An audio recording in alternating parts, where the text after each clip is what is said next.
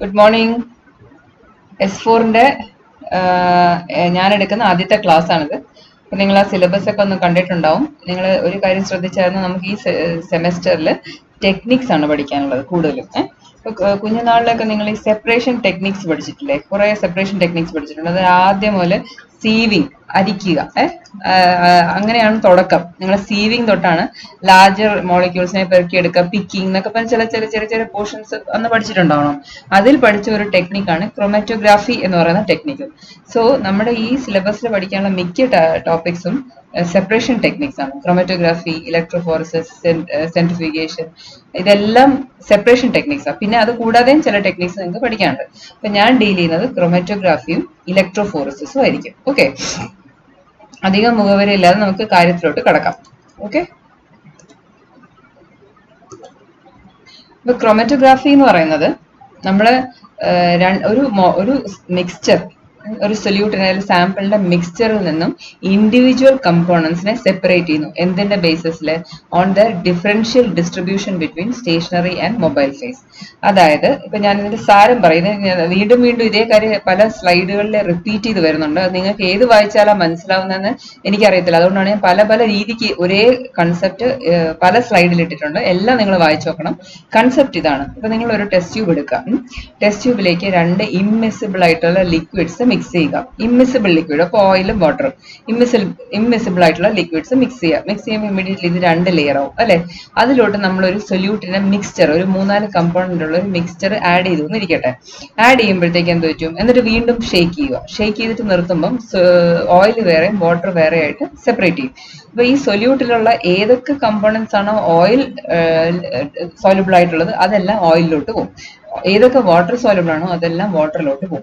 അപ്പൊ അവിടെ തന്നെ സെപ്പറേഷൻ സംഭവിച്ചില്ലേ? ഇനി നിങ്ങൾ ഇത് വായിച്ചു നോക്കിയേ. It is a physical process where the components of a sample mixture are separated as a result of the differential distribution between stationary and mobile phase. ഇപ്പൊ ഇത് ഞാൻ പറഞ്ഞ കാര്യം വെച്ചാൽ ഒരു ടെസ്റ്റ് ട്യൂബിൽ നടക്കുന്ന പ്രോസസ്സാണ്. അത് തന്നെ ക്രൊമാറ്റോഗ്രാഫി ടെക്നിക്കിൽ ഉപയോഗിക്കുന്നതും ഇത് തന്നെയാണ്. രണ്ട് ഇമ്മിസിബിൾ ലിക്വിഡ് അവിടെ പറയുകയാണെങ്കിൽ ഇവിടെ രണ്ട് ഫേസസ് ആണ്. ഏതൊക്കെയാണ്?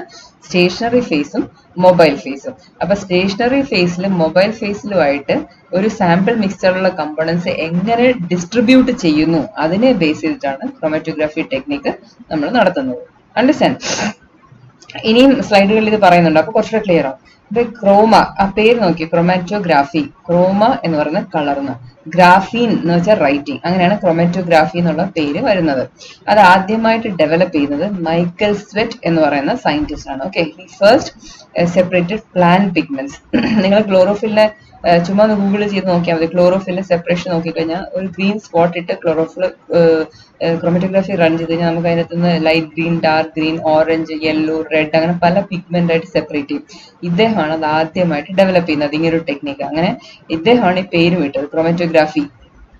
ഇദ്ദേഹത്തിന്റെ ഈ പ്ലാന്റ് പിഗ്മെന്റ് സെപ്പറേഷനിലൂടെയാണ് ക്രോമറ്റോഗ്രാഫി എന്നുള്ള പേര് വരുന്നത്. Chroma, colour. കാരണം പ്ലാന്റ് പിഗ്മെന്റ്സിന് കളർ ആണല്ലോ. അതിന്റെ റൈറ്റിംഗ് പോലെയല്ലേ ആ സെപ്പറേഷൻ. അങ്ങനെയാണ് ക്രോമറ്റോഗ്രാഫി എന്നുള്ള പേര് വരുന്നത്. എല്ലാ ക്രോമറ്റോഗ്രാഫി ടെക്നിക്സിലും കളർ വരുന്നില്ല. ഓക്കെ, കളർ എന്ന് പറയുന്ന സംഭവം എല്ലാ ക്രോമറ്റോഗ്രാഫിയിലും ഇല്ല. പക്ഷെ ഇവിടെയാണ് തുടക്കം. അങ്ങനെയാണ് അതിന് ക്രോമറ്റോഗ്രാഫി എന്ന പേര് വരുന്നത്. ക്ലിയർ? ഇനി ഞാൻ വീണ്ടും നേരത്തെ പറഞ്ഞ കാര്യം ഒന്നുകൂടെ. ഈ ക്രൊമാറ്റോഗ്രാഫി എന്ന് പറയുന്നത് it is based on the principle of partition of what?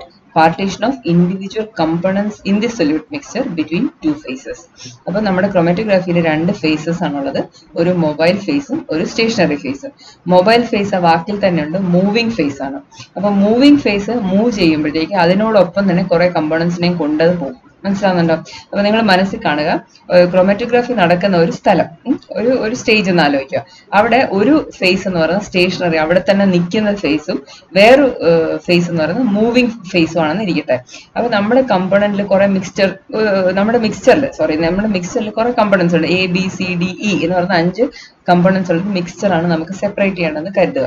അപ്പൊ ഇതിൽ ചില molecules it will be more soluble in mobile phase, ചിലത് will be more soluble in stationary phase.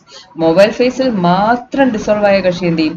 Mobile face എവിടം വരെ നീങ്ങുന്നു അവിടം വരെ അതിൻ്റെ ഒപ്പം പോകും.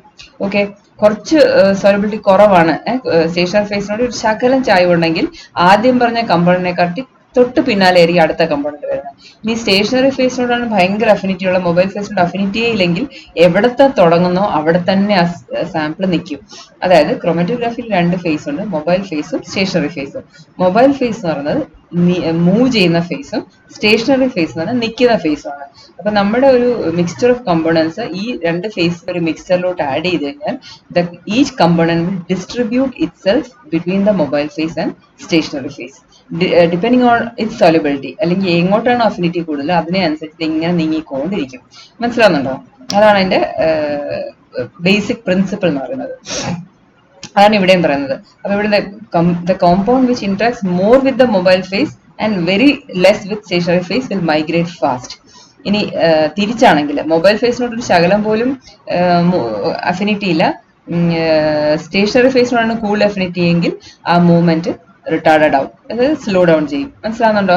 അപ്പൊ ഇതാണ് ഈ ഡിഫറൻഷ്യൽ മൂവ്മെന്റ് ആണ് ഓരോ കമ്പോണന്റിനെ സെപ്പറേറ്റ് ചെയ്യുന്നത്. ഇത് കുറച്ചുകൂടെ ക്ലിയർ ആവുന്നത് നമ്മുടെ അടുത്ത ഓരോ ടെക്നിക്ക് പഠിക്കുമ്പോൾ നിങ്ങൾക്ക് കുറച്ചുകൂടെ ക്ലിയർ ആവും. ഓക്കെ, ഇനി വരുന്ന വെച്ചാൽ ഓരോ കമ്പോണന്റിനും അതിൻ്റെതായ പാർട്ടീഷൻ കോഎഫിഷ്യന്റ് അഥവാ ഡിസ്ട്രിബ്യൂഷൻ കോഎഫിഷ്യന്റ് ഉണ്ട്. And what is partition coefficient? It is an attribute which describes the way in which a compound distributes or partitions between two immiscible phase. Understand? Stationary phase ഞാൻ ഈ partition coefficient ഒന്നുകൂടെ വരാം. Stationary phase സോളിഡോ ജെല്ലോ ലിക്വിഡോ solid liquid മിക്സ്ചറോ ആകാം. അത് immobilised ആയിരിക്കും, movement ഇല്ല. പക്ഷെ mobile face move ചെയ്യുന്നതാണല്ലോ, അപ്പൊ സോളിഡ് ഒരിക്കലും ആകത്തില്ല. മൂവ് ചെയ്യുന്ന ഫേസ് ആണ് മൊബൈൽ ഫേസ്. അത് ലിക്വിഡോ ഗ്യാസോ ആയിരിക്കും മൊബൈൽ ഫേസ്. ക്ലിയർ? ഇനി പാർട്ടീഷൻ കോഎഫിഷ്യന്റിലേക്ക് പിന്നെയും വരാം. ഞാൻ പറഞ്ഞു ഒരു സ്റ്റേഷനറി ഫേസും മൊബൈൽ ഫേസിന്റെ ഒരു മിക്സറിലോട്ട് നമ്മളൊരു മിക്സർ ആഡ് ചെയ്ത് കഴിഞ്ഞാൽ ആ സബ്സ്റ്റൻസ് ഒരു പെർട്ടിക്കുലർ സൊല്യൂട്ട് ആഡ് ചെയ്യും. മിക്സർ എന്ന് വേണമെങ്കിൽ ഒരു പെർട്ടിക്കുലർ സൊല്യൂട്ട് ആഡ് ചെയ്ത് കഴിഞ്ഞാൽ ആ സൊല്യൂട്ട് എന്ത് ചെയ്യും? ഈ രണ്ടിലും സോലബിലിറ്റി ഉള്ളതാണെങ്കിൽ it will distribute itself between the stationary phase and the mobile phase. Stationary ഫേസിലുള്ള സൊല്യൂട്ടിന്റെ കോൺസെൻട്രേഷനെ നമുക്ക് CS എന്നും മൊബൈൽ ഫേസിലുള്ള ആ സൊല്യൂട്ടിന്റെ കോൺസെൻട്രേഷനെ CM എന്നും എക്സ്പ്രസ് ചെയ്താൽ partition coefficient is the ratio between CS and CM. മനസ്സിലാകുന്നുണ്ടോ? ഇതാണ് പാർട്ടീഷൻ കോഎഫിഷ്യന്റ്. അത് ഓരോ കമ്പോണന്റിനും ഡിഫറെന്റ് ആണ്. അപ്പൊ based on this partition coefficient the solute molecules separate. ഏകദേശം ഒരു ഐഡിയ കിട്ടി കാണുമല്ലോ. ആ ബേസിക് പ്രിൻസിപ്പിൾ എന്താണെന്ന് ഏകദേശം ഒരു ഐഡിയ